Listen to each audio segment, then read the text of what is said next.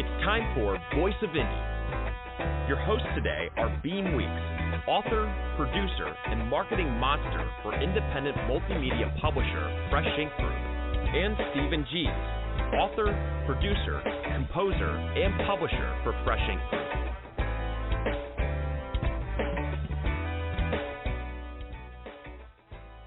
Hey, happy hump day, everybody. Welcome to the Voice of Indie podcast, episode number 41. I am your host, as usual, Beem Weeks, and with me is Mr. Stephen Gies. How you doing tonight, Stephen? I'm doing all right, I guess. It was kind of a crazy day. I had a doctor's appointment in Huntsville, and I got to Huntsville and then needed to fill up with gas because I didn't have enough gas to get home, and every gas station I went to was closed. I went to 15 gas stations over the course of an hour and finally started heading home and figured, okay, let's see if I can make it. And then I found a Walmart halfway home that had gas. So I managed to get a little bit of gas there. But, boy, if you're traveling the next couple of days and you're in the southeast until they get their supplies going, I'm hearing that they're gouging in Tennessee. It's up over $5 a gallon around the Nashville area.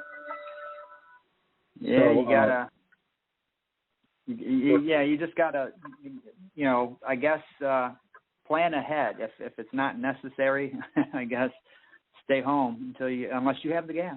Maybe somebody's got a full tank of gas out there. Yeah, definitely. I want to mention to everybody out there that in case you're not familiar with it, today is the first day that you can apply for internet subsidies through the EBBP, which is the Emergency Broadband Benefit Program. That's where the stimulus package had $4.2 billion set aside to incentivize rural companies to expand their broadband internet offerings. And in order to do that, they're offering people who earn less than $99,000 a year for a single person or $198,000 for a couple, $50 a month credit towards their internet bill each month until the $4.2 billion runs out. That way, if your service provider wants to get those $50 subsidies to help people pay for the internet, they have to expand their broadband into the areas where they're not currently offering it. So it's kind of a carrot approach to try to get that infrastructure expanded. But the good thing is, if you're under that couple $100,000 a year mark, you can get $50 a year. It only takes about 5 minutes to apply. That's the Emergency Broadband Benefit Program. And if you Google that, the applications are live right now. All right. Well, there you go. Okay, so archive. If you miss an episode, we're on every Wednesday at 8 p.m. Eastern Time. If you miss an episode, we can be found in several places. Give us 4 places, Stephen. The obvious one is at freshinkgroup.com. We have a tab called Podcasts. And believe it or not, there's podcasts under that tab. All of the podcasts. You can catch all of our old shows there. You can also go to YouTube and search for the Fresh Ink Group channel. And by the way, while you're there, please subscribe. And don't forget to hit that like button every time you see a video you like. But we've got all of our podcasts there. Plus, we've got all of our book trailers and some interviews and some other odds and ends in there as well. Plus, each of your 2 hosts has an author website, and each of those has a podcast tab where we're putting all these podcasts. That's beamweeks.com and stephengies.com. And where else? We can also be found at Spotify. Just go over to Spotify. It doesn't matter if you have a paid account or a free account. Just type in Voice of Indie, all one word, and every episode we've ever done on this program will be in there. And you can re-listen to your favorite episodes, discover ones that you might have missed. Hey, they're all there. So tune into them and check them out. There's some really cool stuff there, too. So, and you can follow us. If you have Spotify, if you're on Spotify, also follow us on Spotify. You can follow us and really help us out. So remember to do that as well. Yeah. Now, I want to thank everybody who helped out with my giveaway over the last 5 days. Ending last night, I gave away the first book in my Gies Writer How-To series called Narrative. It's about 48 pages, I think, long, a how-to on how to write narratives, especially if you're doing fiction and writing books, things like that. And it was a little bit of an experiment. I wanted to give it away for 5 days just to see if I could drive the numbers up and see what kind of results I got. And when I looked last time yesterday, it had risen to number 2 in all 3 of the categories that Amazon had it ranked in. Now, I need to go in and check the analytics through my Author Central page at Amazon and see if it ever hit number 1 or not. I hope it did. You get as far as number 2, hey, we're number 2, you know. It's nice to say number 1. But at any rate, it was a good experiment, and it showed me that, if you goose the sales a little bit like that, you can get some attention for your books, and hopefully I'll get some reviews out of it, too. So, again, I want to thank everybody who participated in that, went over there and grabbed a free copy and helped me run those numbers up. Yeah, and number 2, that's pretty good. I mean, it puts you in the bestsellers rank. And I can vouch for these books, the G's Writer How-Tos. If you're a up-and-coming writer or you're a little rusty or you're new or whatever, I mean, these books come in really handy. The way Stephen teaches, I mean, he lays it out. It's simple. It's easy to understand. And I guarantee you will become a better writer through these. So definitely go over there. Even though they're not free all the time, they're still only like 99 cents or $1.99. So go over there and check them out. And he's got a whole bunch of different categories, too. It's not just the narrative. There are several others, and they're worth your time. Thank you for that endorsement. Now, listeners, we'd like to hear from you during the show today, and we've got a little roll-in now to tell you how to do that. Beem? Call 516-453-9902 right now with your questions or comments for tonight's guest, or post a note on Twitter with hashtag Fresh Ink Group in the body of the tweet, and we'll read it on air. That's 516-453-9902 or hashtag Fresh Ink Group on Twitter. Call now. Right. You can be the winner. K-Rock 105. All right. It's been a good week for book sales. I just a couple hours ago when I got home, I saw some numbers pass by in front of me, and Mary Schmidt's book "When Angels Fly" is one of our best-selling print books this week. Honestly, I can't quite remember which author names she uses because she uses a bunch of different ones, but I believe this one's under S. Jackson. Does that sound right, Beem? When Angels Fly? I think so, yeah. But at any rate, if you go to the Fresh Ink Group website, you can find it there under our fake books, When Angels Fly. Dr. Helen Burrell's American Agony is still one of our best sellers. B.A. Johnson's new release, Sassy Discovers the AME Church, is going like gangbusters. She's had some very successful events. She's getting write-ups in newspapers and newsletters and getting a lot of attention for that book, which is helping a lot. Another one of our best sellers this week was Mark Herndon's memoir, The High Road. And Mark Herndon was for almost 30 years the drummer for the supergroup Alabama with 30-something number 1 hits. And happy birthday to Mark. Yesterday was his birthday. And then, of course, we've got 2 more books that are bestsellers this week, and they are both Mac McDowell Mission series by today's guest, Robert G. Williscroft. So that's a good little segue into who is this guy, Beem? Why don't you tell us who this Williscroft feller is? Okay, well, Robert G. Williscroft is a retired submarine officer, deep sea and saturation diver, scientist, author of numerous books and hundreds of articles, and a lifelong adventurer. He spent 22 months underwater, a year in the equatorial Pacific, 3 years in the Arctic ice pack, and a year at the geographic South Pole. He holds degrees in marine physics and meteorology and a doctorate for developing a system to protect scuba divers in contaminated water. Dr. Williscroft's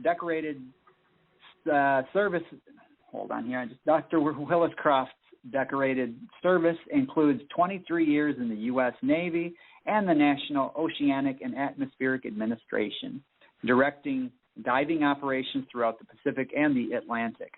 Besides penning novels and nonfiction books, he also writes extensively in other forums, including articles on terrorism-related topics. Since becoming a Fresh Ink Group member author, he has launched 2 series and is planning more exciting projects. Robert G. Williscroft lives in Centennial, Colorado with his family. And with that, welcome to the show, Robert. Thank you very much. I'm glad to be here. Hey, Robert. So anything else you want to add to that?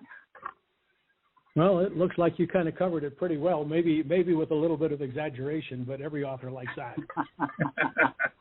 Yeah. Now, listeners probably recognize that we had Robert on as one of our first guests when we started these podcasts, 8-9 months ago, something like that. And we've invited him back this week because he has a new audiobook that's out for sale right now, and he's got a new novel that's going to be out in the next couple of weeks. So we're going to talk about that when we get to talking about his individual books and projects. But in the meantime, Robert, why don't you remind our listeners a little bit about where you come from and, your family and your personal life. What do you like to do with yourself? Well, I started off as a youngster in Montana. My parents had been in Poland before World War II. They escaped by the skin of their teeth as they were there as missionaries, and they went to Montana as a remote part of the United States, and that's where I was born. In 1950, we all went back to Europe, bombed out, very few places to live, ended up with a home in Basel, Switzerland. Dad was gone most of the time in war-torn Germany. And eventually, I went to school there, graduated from high school there, and finally came back to the States and launched out on my own, and rather quickly ended up in the submarine service. I was an enlisted guy. For your listeners who are familiar with Hunt for Red October, you may remember the sonar tech Jonesy. He was a black, very, very smart, sharp sonar technician who played a significant role in the movie. Well, except for my facial features, I was Jonesy as a young enlisted guy. I got lucky and was selected for a commissioning program, went to University of Washington where I got my degrees in oceanography and meteorology, and then went back to submarine as a commissioned officer. Ultimately, I ended up in the Man in the Sea program, where I was involved with deep diving submarine espionage, which is the subject of the first book in the Mac McDowell series, Operation Ivy Bells. Took a group of saturation divers. We went down in a submarine, the USS Halibut, to the bottom of the Sea of Okhotsk between Kamchatka Peninsula and northern Siberia, locked out of the submarine on the ocean bottom and tapped into Soviet underwater communications cables. That was, by any measure, my adventure. Yeah. Were there any Soviets in the area at the time, or were you guys just all stealth? There were a couple of cruisers that had a sense that we might be there, and they were constantly looking for us. There was an old Russian whiskey diesel submarine with an extremely canny skipper who seemed to be able to get into our heads. Even though he didn't have the underwater capability we did as a nuclear submarine, he made life pretty difficult for us. So, and the story is told in detail in Operation Ivy Bells, which, as you guys well know, is available in all formats, including audio. But from there, I transferred over to the National Oceanic and Atmospheric Administration, got involved with their diving programs in the Atlantic and the Pacific, spent time down on the equator studying manganese nodules and whether or not they would be feasible for mining from the ocean floor, spent several years up in the Arctic ice pack doing research, laying biologic baselines, and then spent a year at the Geographic South Pole doing atmospheric research. That sums up my... Okay, tapping into the phone lines underwater, were the Soviets, the Russians, did they ever catch on? Well, what happened is, no, they didn't catch on. We had a trader named Pelton, a senior petty officer in the Navy, who was deeply in debt and decided that he had a lot of knowledge about this program, and decided that if he tipped off the Soviets, they might pay him some money. He ended up getting $35,000, which is hardly anything at all compared to the value of it. But he tipped them off, and they ended up dragging the bottom, and they found the pod that we had placed on the underwater communications cable. And in fact, that pod, even today, sits in the Moscow Maritime Museum. Wow. And I assume this fellow is in the brig somewhere? That's what my question is. I frankly don't know if he's still alive, but if he's alive, he's in the brig. Yeah. Well, listeners know that we like to interrupt our guests and play commercials. This week, we've got 4 commercials all about Robert Williscroft's books. So let's get started with the first one, the Star Child Trilogy, and then we'll ask Robert about that 3-book series.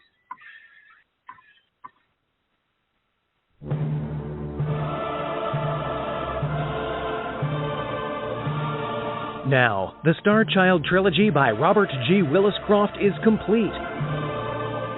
In Book 1, Slingshot, 3 scientist-engineers reach for the stars as they blend their skills with a host of skilled colleagues to create the world's first space launch loop. A team of young eco-terrorists will go to any length to halt the project.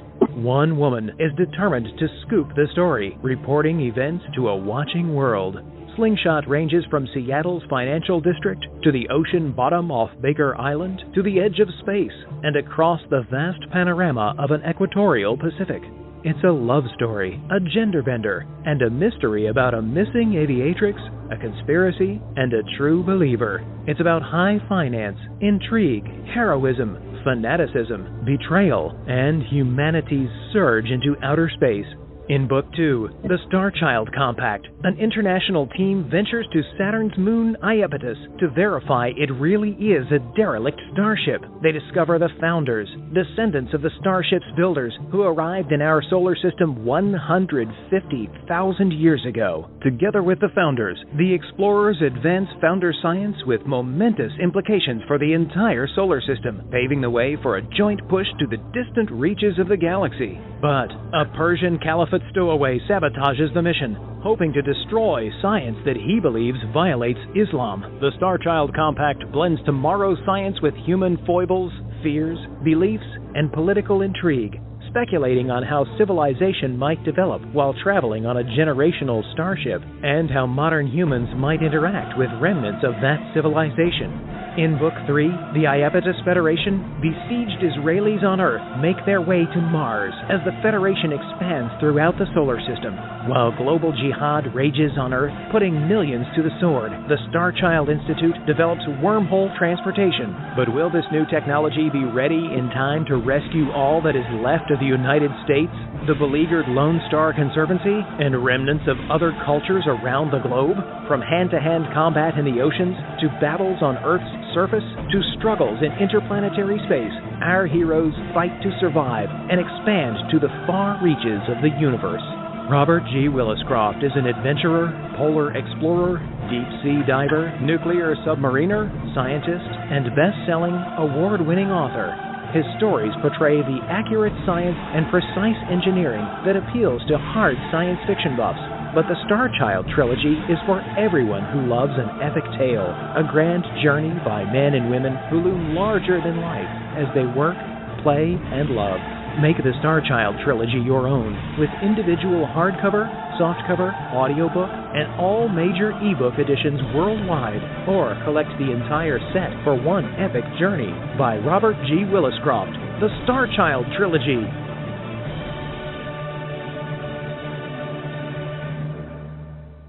Get over and get your copies today. That sounds exciting. Action-packed. Okay, so we do have a caller. Do you guys want to take a call? Go for it. All righty. Hello, caller. Welcome to the show. What's your name and where are you calling from? Hello, caller. Area code 708. That is you. Going once.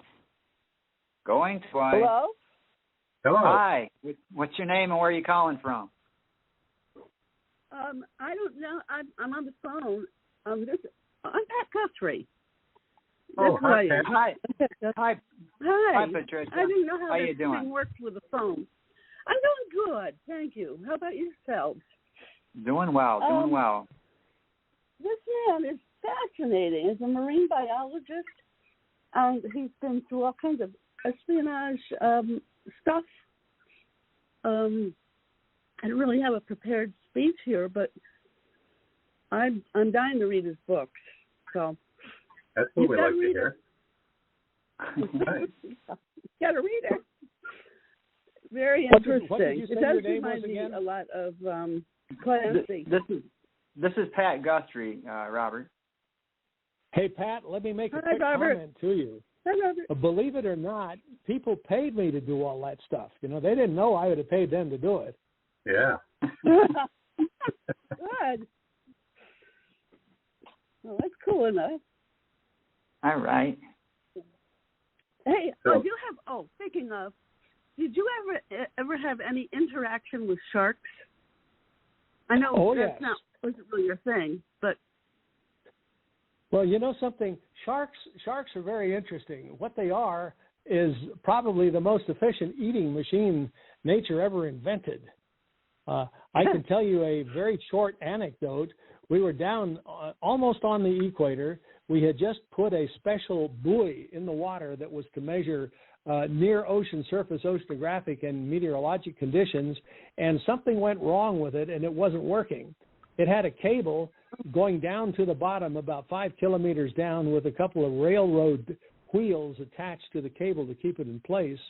And it was going to take a couple of days to pull it back to the surface. And so I suggested to the skipper that I go out there with one of the other divers, and we dive down and we cut the cable and just abandon the cable and get the buoy back.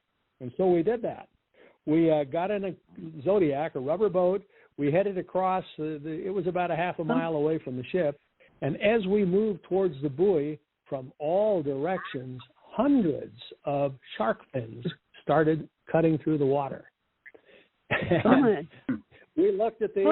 I looked at the diver who was with me. He was a bit younger and not as experienced. And I said, you know, nobody's going to think ill of you if you want to turn back. And he said, are you going back? And I says, well, we got a job to do. He says, okay, I'll do it with you. At that point, one shark, I think he was a young one because an older shark is too smart, he kept bumping his nose into the rubber pontoon of the Zodiac. And if he'd opened his mouth when he did it, he'd have popped it, and we'd have been in the water with these guys. Well, in any case, we got over to the buoy, and we got in the water back to back. He had a bang stick. This is a sort of a spear with an explosive CO2 charge at the end. We dropped down to 100 feet, and I had this very sharp, brand new bread cutting knife that the ship's cook had given me.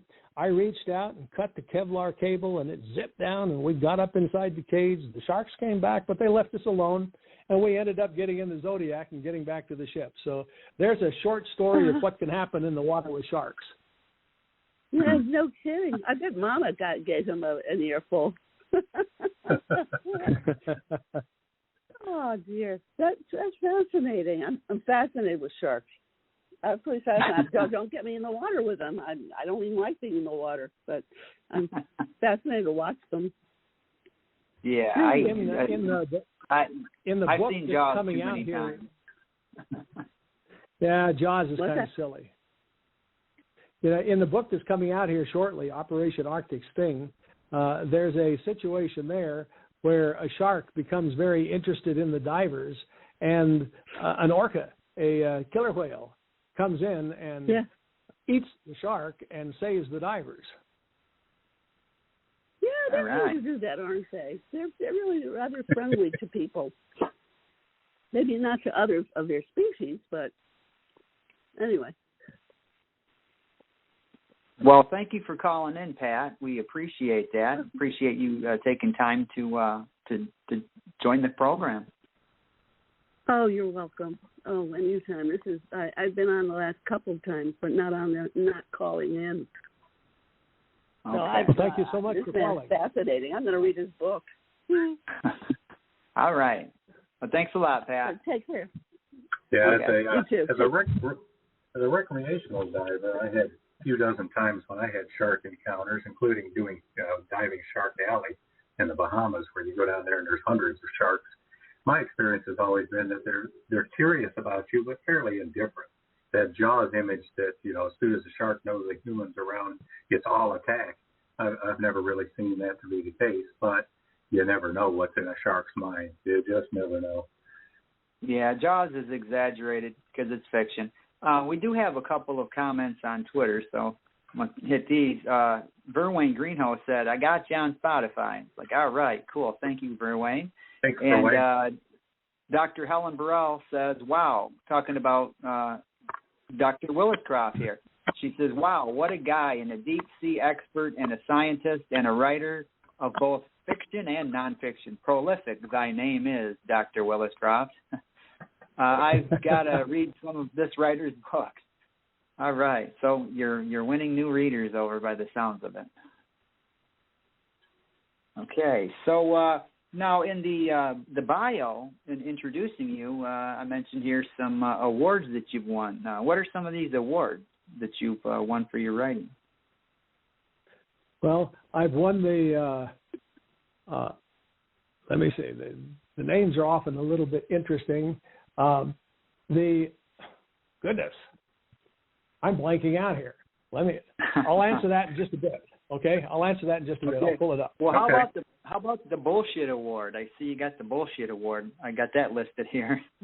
Yeah, I actually did win that from the Washington State Scuba Diving Council. We had a big convention, and there was a contest to see who could tell a story for 15 minutes, no more and no less, and make it very interesting, and it couldn't be true. And I had a lot of fun with that one, and I ended up convincing everybody it was a true story, but it was total BS. And the award I got looked like one of those golfer trophies, except instead of a golf club, it was a bull. All right. Well, while you pull that up, why don't we go ahead and move on to the next commercial, which is the Daedalus Files, and then we'll talk about that series as well. Okay. In Daedalus, Navy SEAL Derek Tiger Bailey, irreverent member of the SEAL's Winged Insertion Command, makes a harrowing first base jump in the experimental Griffin 7 hard-shell wingsuit from the edge of space. He test flies the armor-plated Griffin 10 in Daedalus LEO, catapulting into space by slingshot and dropping from a record-obliterating 160 clicks. Testing the enhanced Griffin 10 MK4 in Daedalus Squad, Bailey's 6-man team believes it is fully prepared for hurtling around the world and staging critical re-entry, but challenged to innovate life-or-death solutions with only seconds to spare. It might not survive intact. Then the presidential frontrunner is seized by pirates for ransom in Daedalus Combat, and the SWIC team is called to action, where it must literally improvise on the fly with everything to lose. Join Tiger Bailey through all 4 adventures in sci-fi master Robert G. Williscroft's Daedalus series, now collected for the first time as the Daedalus Files, SEAL's Winged Insertion Command, SWIC. Yeah, I agree with Dr. Helen Burrell when she said you're prolific, quite prolific. I mean, you've got a couple of different series going on here. You've got the trilogy. So how does your experiences, how do you incorporate those into your writing? Well, let me give you an example with the Daedalus Files. I do a lot of reading, as I think every author should be doing. And I came across, one of the things that I'm interested in is wingsuits, which is a form of very high adventure, diving from high aircraft, not with parachutes, but with special wingsuits that have fabric between the arms and the legs so that you kind of fly. And then when you're about, maybe 100 meters or so above ground, you pop your chute and drop to the earth. And I came across a German consortium that had built a hard shell wingsuit that was rocket assisted, and it's pretty expensive. Typical sport enthusiast couldn't do it, but I got to thinking about it and what kind of a potential it had. I had written the Star Child trilogy, and in particular Slingshot, the first book, which is about the building of the world's first space launch loop, and there are 2 called two towers called sky towers that are suspended about 80 kilometers above the Earth's surface. And what I do in this series is have the Navy SEALs take over the project and develop it for eventually being able to drop from low Earth orbit in formation into a battle scene. So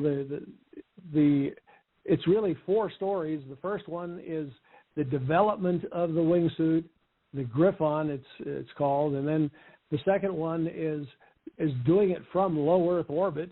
The third one is a whole squad doing it from low Earth orbit, and then the fourth story of the series is actually dropping from low Earth orbit into a real combat situation to rescue an American presidential candidate. So my reading, my own personal experience comes into play in creating the canvas backdrop against which the stories play themselves out. Well, how realistic is your depiction of these wingsuits? Is this technology expanding and developing and becoming more and more practical, and you expect to start seeing this as a combat thing in the future? I think that it's very realistic. Since the books came out, I have come across a couple of videos of not the Navy SEALs, but the Air Force testing them out from very high altitude. So it seems to be progressing. Maybe not as fast as I had it progress in my book, but nevertheless, it seems to be happening. I see it as a real eventuality. Back in my early days, I'd have been trying to sign up, see if I could get out there and try that kind of stuff. I'm kind of old and broke down now, so I think those days of jumping out of high altitudes are behind me, but it sure sounds like a lot of fun. Yeah. You're not too old, Stephen. Come on, man. You don't give yourself enough credit. Yeah.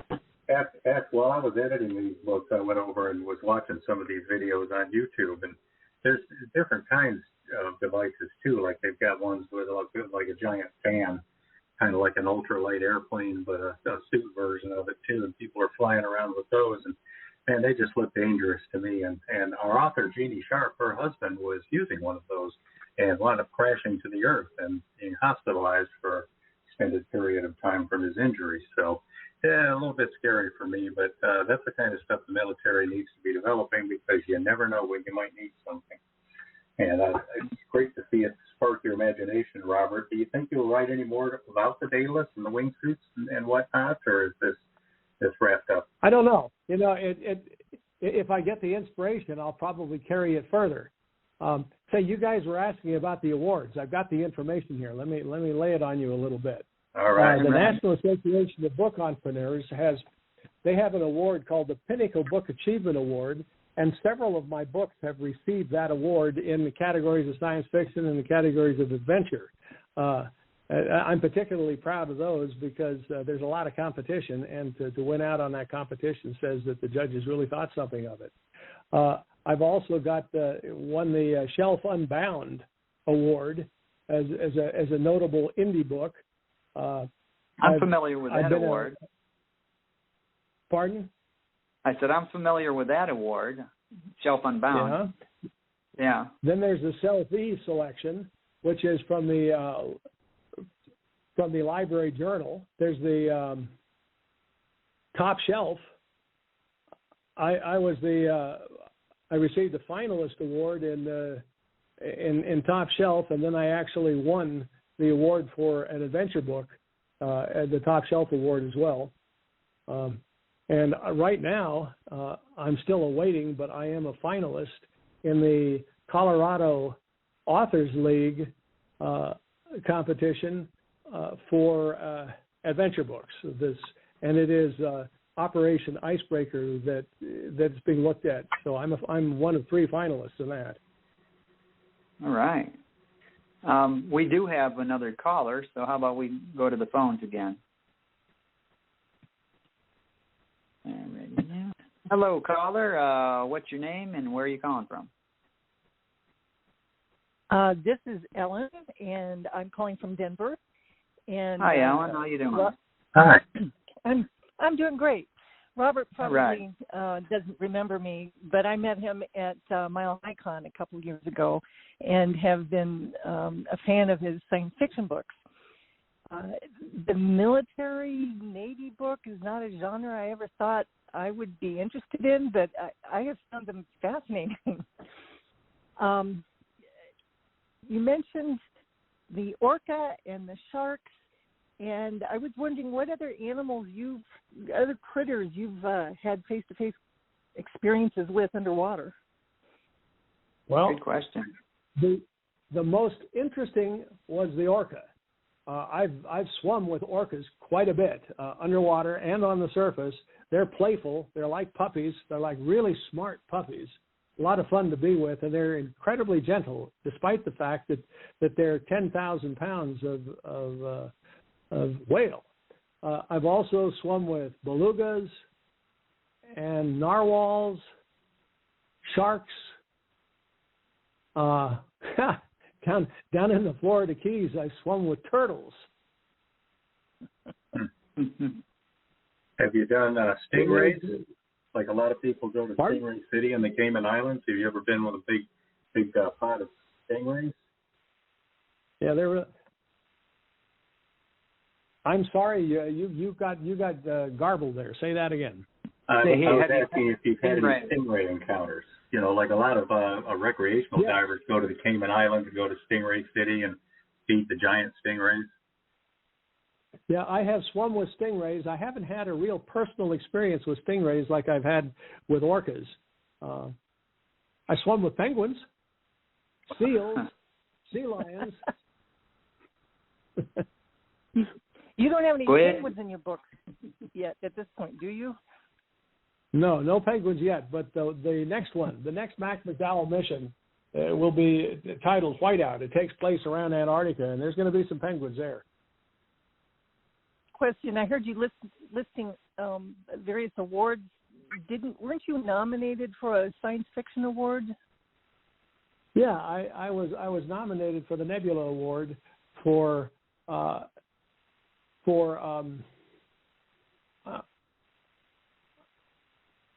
the Iapetus Federation.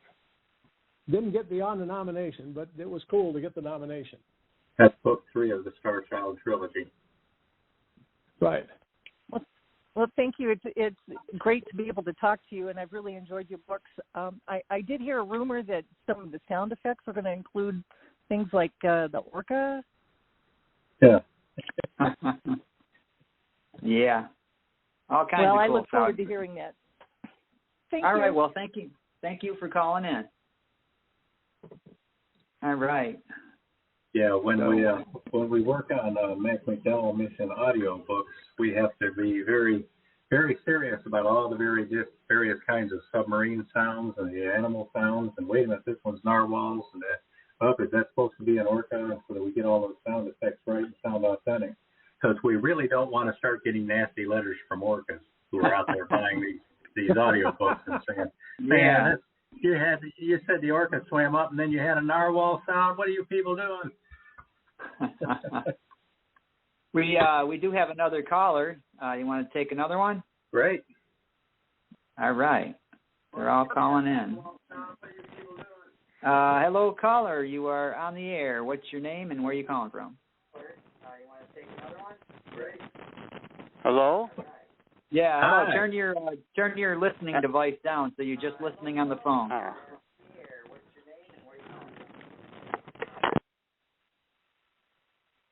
All right. Hello. Oh, he just dropped off. Oh, okay. All right. Hopefully he'll call back. Yeah, call back, and we'll put you right on. Just make sure you have your listening device in the background off because there's a little bit of a delay and it's an echo and it'll throw you off. Yeah, callers, So, when you call in, you can listen to the show through your phone, so it's not like you have to miss out on what's happening. As soon as you call in and you're on hold, you'll be able to hear it on the phone. Okay, while we wait for him to call back, why don't we jump to the next commercial because we're chewing up our time here fairly quickly. Robert has so many things to talk about; it's fascinating. This one is the Orc Chronicles. Okay. Icicle. Here we go.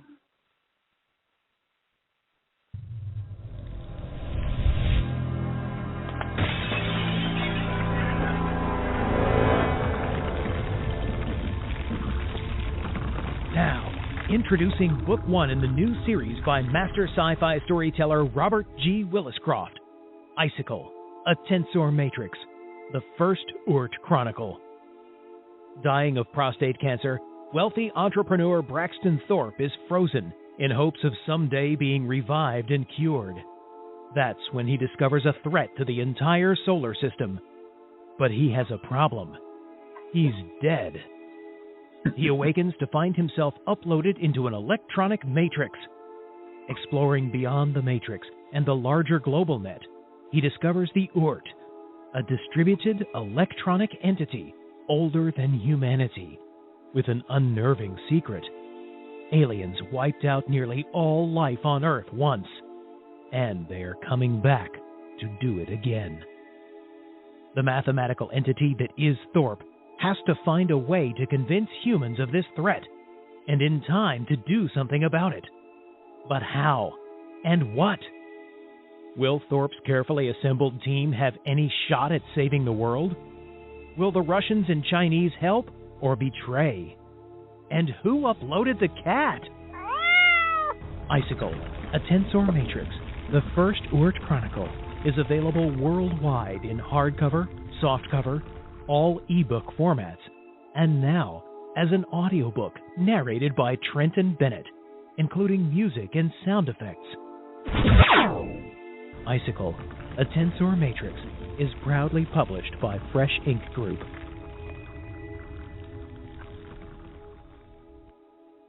Cool sound effects. And All right, we do have the caller back. Go ahead. That book just won one of the awards Robert was talking about, the NABE Pinnacle Book Achievement Award. All right. All right, let's go ahead and get this caller here. Hello, caller. You are on the air. What's your name and where are you calling from? Hey, your mystery caller's back. I'm John Roseman, a writer friend of the author. How you doing? Right. How you doing, Robert? Hey, I know Professor Rosenman. Nice to hear you. All right. It's good to be heard, and I'm glad to I'm listening with fascination to the discussion. Good questions and good answers. I don't recall if you said you've swum with a penguin yet, but that changes my view of you a little bit. Listen, I have a question or two regarding the wingsuit or griffin and any other scientific extrapolation you've come up with. Have you sent any information of this to the Air Force or perhaps the Navy to get feedback?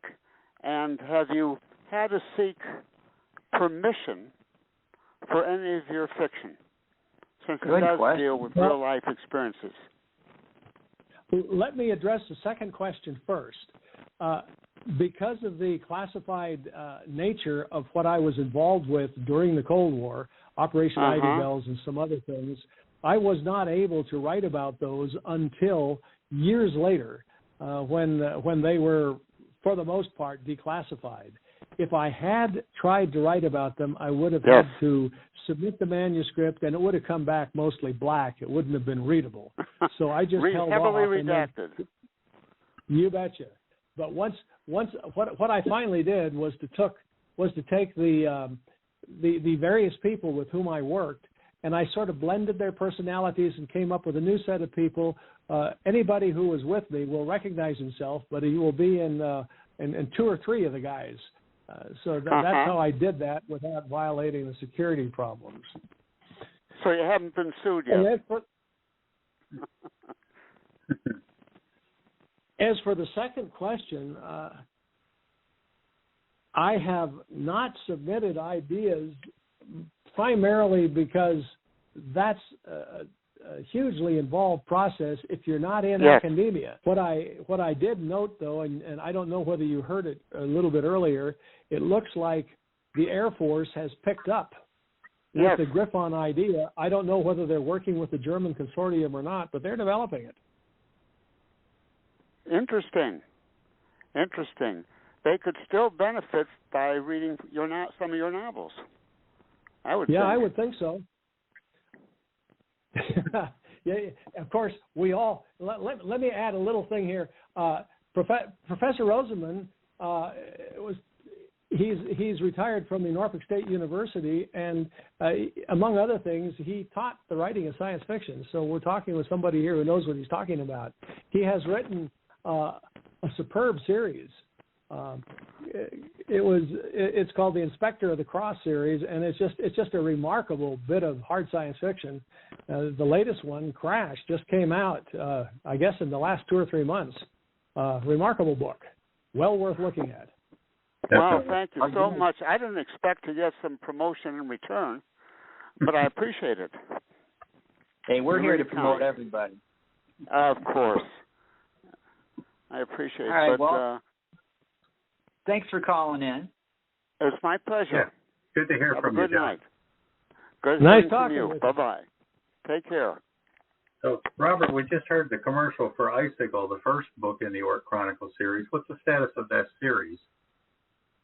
Well, the second book, which is titled Foundation to the Stars, is halfway through the writing.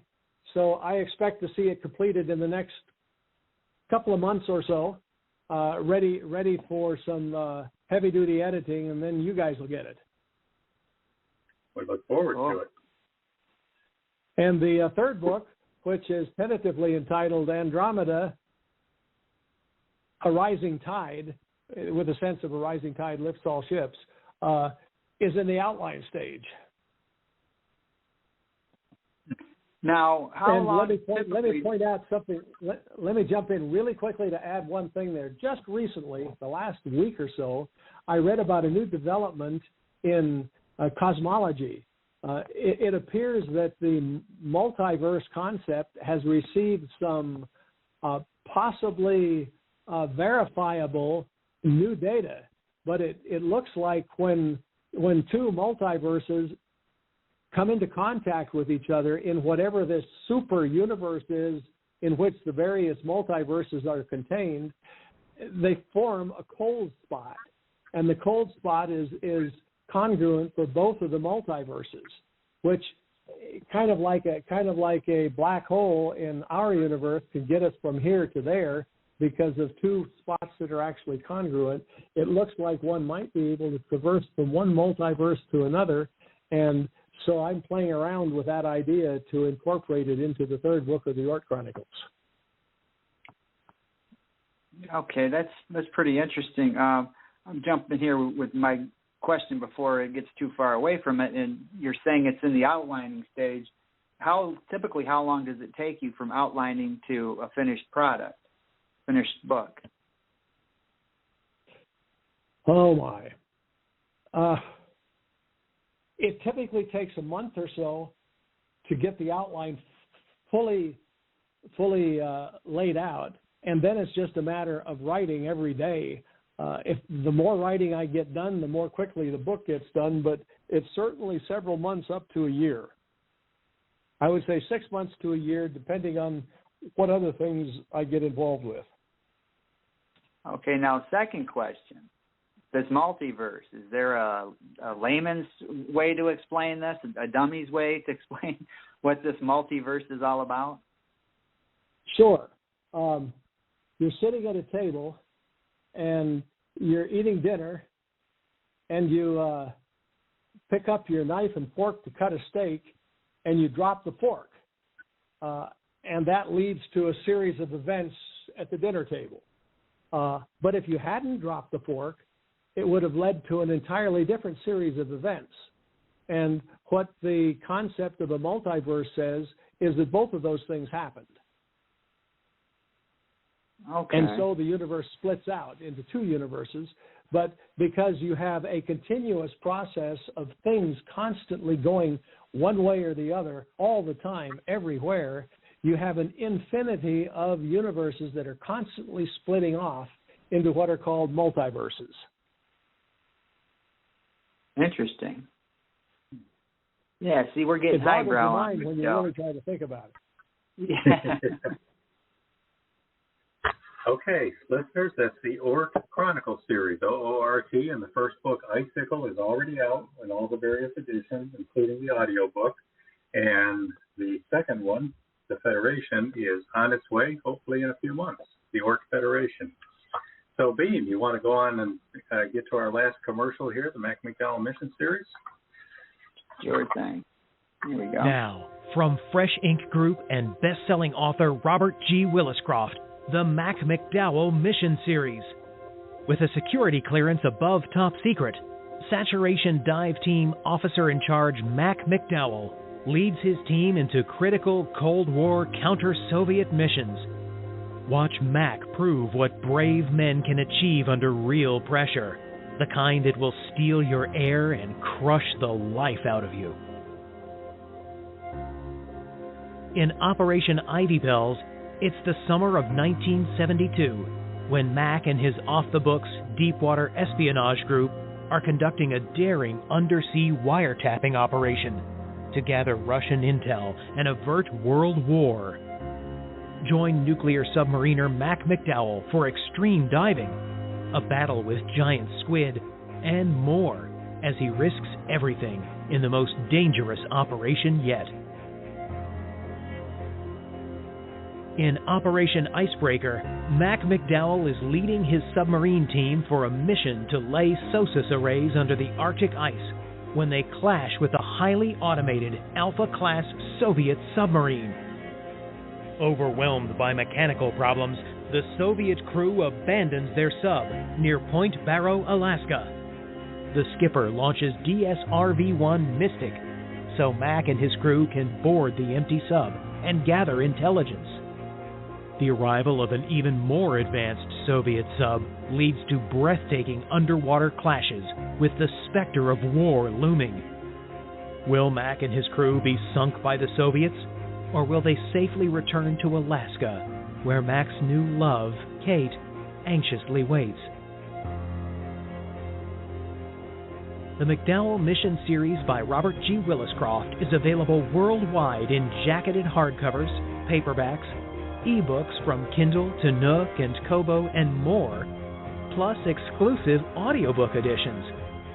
The Mac McDowell Mission Series is proudly published by Fresh Ink Group.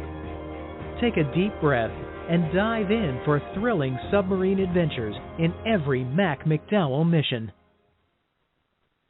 All right. So all of those books that we've highlighted tonight are available through Amazon and Barnes & Noble and anywhere else online where you buy your books. Yeah, Pat Guthrie, we had hoped to play a brief sample of that Operation Icebreaker audiobook, too. We had a little clip with lots of animal sound effects in it, but it didn't want to upload right before the show for some reason. So maybe we'll play that in the next couple of weeks sometime as a commercial instead. Yeah, that's an idea because they're really cool to listen to, and they're a lot of fun to put together. Yeah, and they even have sounds like auga. Auga. So, Robert, what's going on with that series? We just heard a commercial talking about the first two books. Well, you guys have the manuscript, and you just today sent me what we're hoping will be the final proof for Operation Arctic Sting, which is a direct continuation of Operation Icebreaker, where Mac and his team end up boarding that Soviet Alpha sub and taking her through the ice pack, under the ice, to the east coast of the United States, pursued constantly by Soviet fast attack submarines who want to get it back or else sink it. So it's an exciting book that carries you on the edge of your seat from the first page to the last. Now, did you always want to be a writer, even like back in your younger days when you're doing the adventure stuff and being in the military? Was that always there in the back of your mind about eventually one day writing these kind of books, or is this something that came along later? When I was a teenager, I wrote a perfectly awful short story that I sent to John W. Campbell Jr. And at that time, astounding science fiction, science fact and fiction. It hadn't changed its name to analog yet. And he wrote me a personal letter back and said, you know, this probably isn't good enough for what we need, but keep it up, kid. You got some talent. Well, that's a good thing to hear. Yeah. Over on Twitter, Verwayne Greenhoe, he says, I have 2 or 3 of Robert's stories. I like your marketing efforts. Can you talk about that? So what are your marketing efforts? Well, I work on LinkedIn and Twitter and Facebook, and just a little bit on Instagram. I'm not fully comfortable with Instagram yet. I haven't really realized its potential, but I belong to several groups, writers groups and readers groups, and I put out occasional blurbs on this book or that book. One of the things I just did last week was to offer Slingshot, the first book in the Star Child trilogy, for free for 5 days, with the idea that if people got it for free and they read it and liked it, then they just might buy book 2 and book 3, and it's been happening. Book 2 and book 3 are being purchased now. There had been a lull in the sales of those books before that, so the strategy seems to be working. Okay, yeah, that offering them for free, that's like at the top of the show we talked about Stephen offering one of his books, and that seems to stir up the interest of readers. I may have to try something like that myself. So, Robert, are you thinking beyond Operation Arctic Sting? You get some ideas for that 4th book? Yeah, the next book will be called Operation Whiteout, and it takes place in Antarctic waters and on the continent itself. And it's the Toothus and the Saturation Dive Team are sent into the southern waters to lay 2 SOSUS arrays that will complete 2 sets of 3 SOSUS arrays looking northward in the Pacific and the Atlantic to track Soviet submarine and surface ship activity. And while they're down there, they discover an underwater operation put on by the Taiwanese to extract oil from a huge oil reservoir underneath the ice pack, and it becomes very involved. The Taiwan at the time that this takes place, which is the Cold War period, the 1980s, Taiwan was struggling to maintain its identity. The United States was playing political games and eventually recognized Red China as the China and dropped the Taiwan as China from the Security Council. The Koreans were getting involved, and it was becoming really dicey. And all of these elements come into play as Mack and his people try to bring back from the Antarctic a submarine tanker filled with oil to supplement the dire need for oil that Taiwan had. Oh, totally interesting. Yeah. And for listeners who may not understand, what are these SOSUS arrays which you speak? When a ship in the water beyond the 50-fathom curve, beyond 300 feet, produces sound, whether it's on the surface or whether it's below the surface,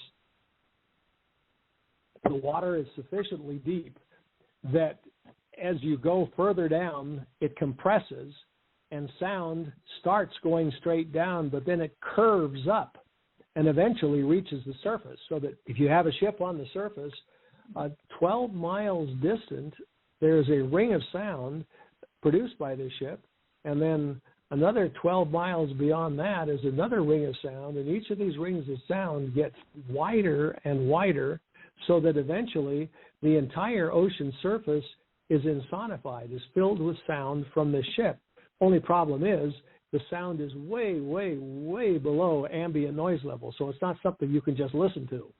And during the Cold War, we figured out a way, Bell Labs, working with the Navy, figured out a way to extract these sounds from the background noise, and we placed arrays around the oceans looking in the areas where Soviet submarines might be coming through, we were able to, by using, it would take three arrays, all three of them identifying the sound source, they could pinpoint within a fairly small area where it was, so that we were able to keep track of virtually every Soviet submarine everywhere, except down in the southern oceans, and this is why it became necessary for the Tethys and to lay the arrays down there so that we could cover that part of the world as well. All right. We're hearing back from our listeners that they like to hear our authors read samples. If we put you on the spot, can we get you to read a brief sample out of Operation Arctic Sting? Sure. Yeah, I pulled one up here. It's about 900 words. Take a couple minutes to read through. Okay.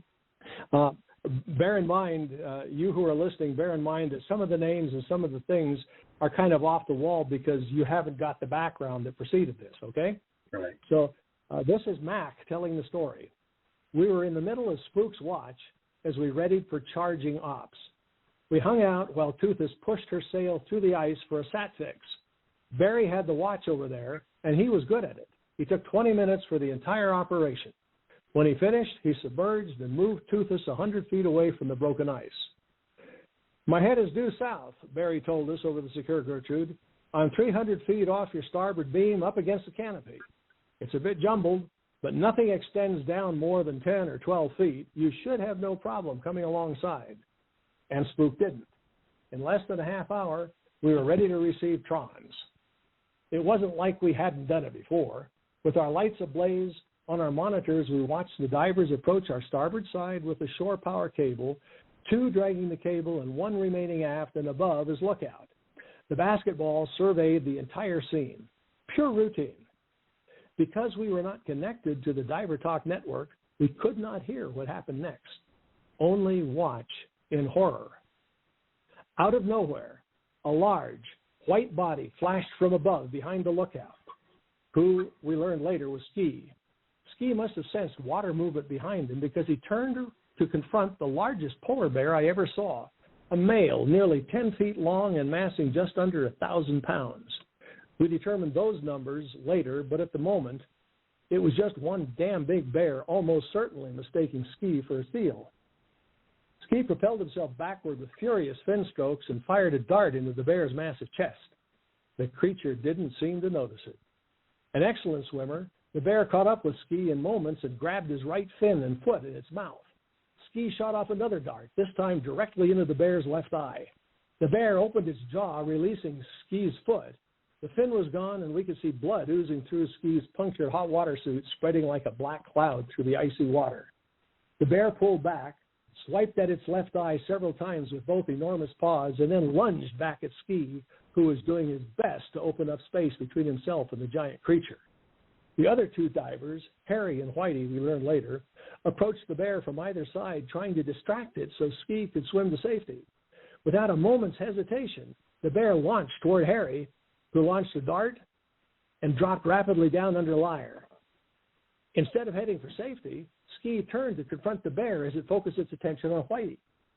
All of this took place in the eerie pantomime of total silence, except the divers could hear each other through their comms. From my point of view, there seemed little the divers could do except try to save themselves. Ski could have, and Harry was out of immediate danger, but both divers returned to Whitey's predicament. With the loss of its left eye and probably in a lot of pain, the polar bear, normally a remarkable hunter, seemed disoriented, unable to decide to whom to attack first. That was the moment another player joined the fracas. Out of the darkness, a black and white fury 3 times the bear's length slammed into the hapless creature, ripping out its entire stomach with one massive swipe. The orca dragged the carcass away from the divers and then returned, polar bear entrails trailing from its massive jaws. 10,000 pounds of orca gently nudged each diver with its snout and then darted off to check its prey. Immediately, Harry and Whitey pulled Ski back to the egress lock where Jimmy commenced treating his mangled foot. Jerry placed Ski, and the 3 wet divers returned to the task of connecting the shore power cable. As they finished, the orca returned, watching closely but maintaining its distance. Not knowing what the Orca would do to the shore power cable, Harry and Whitey remained near the shore power connector on Lyre. The Orca stayed nearby for the full 2 hours, except when it returned to the hole in the ice left by Toothus to grab a lungful of air. About halfway through the charge, Jer spotted another polar bear approaching their activity. Before he could raise the alarm, however, the Orca charged, and the bear got the hell out of Dodge. When Lyre's battery bank was fully charged, Harry and Whitey disconnected the cable and returned it to the egress lock, closely monitored by the Orca. Once the three divers were safely inside the egress lock, the Orca swam to the hatch and placed its left eye against the opening, rolling back and forth to take in the entire interior. As the Orca departed, the divers noted a bite-sized piece missing from the trailing edge of his dorsal fin, probably the remnants of a long-forgotten encounter with a shark. Ski was unable to say goodbye to his rescuer because he was sedated while Dr. Janice Evis, Toothus' surgeon, carefully reconstructed his mangled foot. Oh, by the way, that was when I suddenly realized that it was December 25, Christmas. I reached into my pocket and fingered Kate's cylinder. What is she doing? I thought. Who's she with? Is she safe? Kate's cylinder was distracting me. I couldn't allow that. Too much rested on my shoulders. I let the cylinder go and pushed it deep into my pocket. I pulled myself together and announced throughout Lyre, Merry Christmas. Bet you never dreamed you'd spend Christmas like this.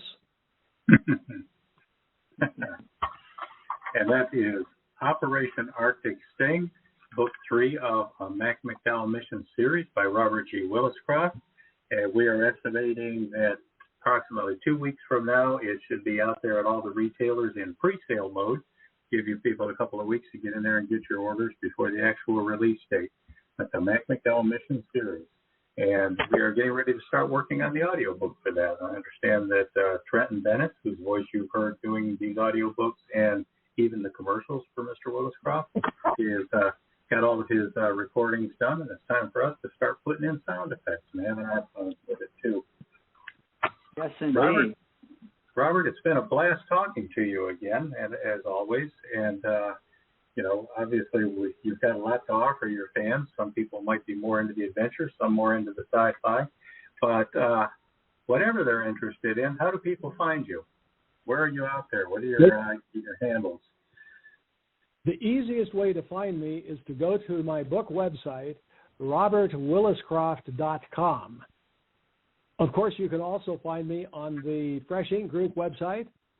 My Twitter handle is @RGWilliscroft. You can find me on LinkedIn, and you can find me on Facebook. Great. And, of course, anytime somebody wants to get a hold of Robert, send him a comment, ask a question or whatever, and can't get a hold of him any other way, we have a contact form at the Fresh Ink Group website, or if you go to Robert's page right in the freshinkgroup.com website, there's a button under his picture that says Contact Robert, and you can send him an email. Yeah, I will answer every email I get unless I get totally overwhelmed, but I'll do my best to answer everything I get. Great. Right. Okay, now, listeners, and if you want to keep up with what's going on with this program, The Voice of Indy, we are on every Wednesday night at 8 p.m. Eastern Time, and you can find out who's going to be on the show and get all that information by subscribing to our newsletter. Just go to the freshinkgroup.com website. On the homepage there, scroll down to the bottom, and there's where you can sign up for the newsletter so you don't miss out on who our guests will be. And so next week, who's going to be our guest, Stephen? Next week, we have John W. Howell, a best-selling thriller author based in Texas. And then the week after that, on the 26th, we have motivational speaker and author Carlisle Toms going to be on.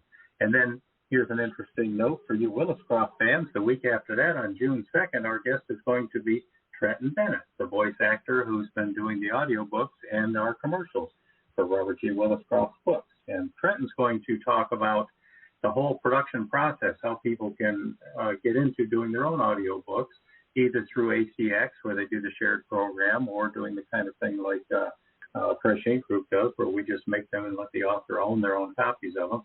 Trenton does all these different things, and he knows all about it, and he's even been doing some seminars for ACX, so he's ready to answer all of your questions about getting into the audiobook business. And then who we got after that, Beem? And on June 9th, we have pastor and author Lanny Richmond. Lanny's written a couple of spiritually inclined books. Very interesting. Side note, he also happens to be my uncle. And then on June 16th, we have Jan Sykes, who is a musician, author, blogger, and a longtime friend of both Stephen and myself. And we are going to have her on June 16th, and we're really looking forward to that. Yeah, we go way back with Jan. She's a sweetheart. So remember, everybody, get out there and follow us on social media. We've got Facebook pages. We've got we're on Twitter. We're on LinkedIn. We're on Instagram, both as individual authors and as Fresh Ink Group. And follow us, spread the word, help us get the word out about these podcasts. And we look forward to hearing from you either on Twitter or on the phone next week when we talk to John W. Howell. And get over to YouTube and make sure you subscribe to our channel. Hit that like button. Get over to Spotify and click the follow on there. And we will see you again next week, everybody. And once again, thank you, Robert, for taking time out on your Wednesday to join us. Thank you, Robert. It has been my pleasure. I really enjoyed this. Great. Okay. Goodbye, everybody.